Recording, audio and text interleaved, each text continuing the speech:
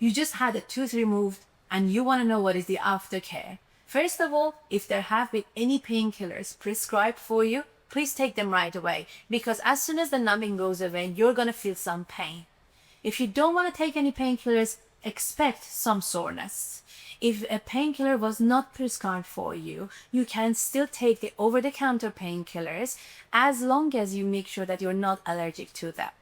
Any sucking motion will make everything worse at the mouth. So basically, if you use a straw, if you spit out, or if you rinse within the first 24 hours, where inside the socket a blood clot is forming, you will remove that blood clot.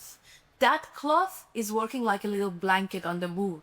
When you take it off because you spit out, it's going to cause something called a dry socket syndrome, which is painful and it'll last for a few days or a couple of weeks. And there's nothing much we can do to heal it, but we just have to give you painkillers. So that blood cloth at the beginning is the most important thing to make sure it doesn't get dislodged. How you can avoid that is by avoiding any sort of sucking motions. If it is spitting out, rinsing, straw, or putting a lolly in your mouth.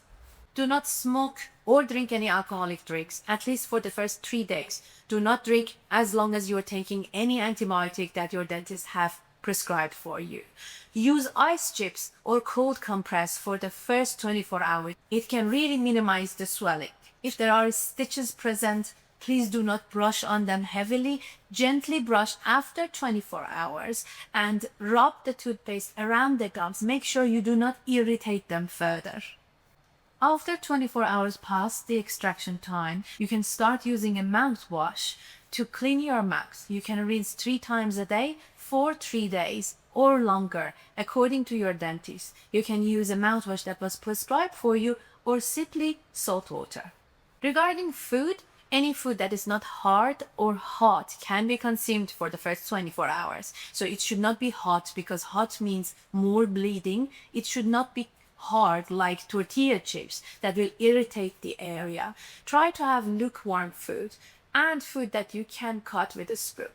If you feel like there's something going on, you have a symptom that is not normal, if you feel unwell, if you feel like you have a fever or there is an infection in your body, please call us or go to an emergency room, because an infection can spread quite fast.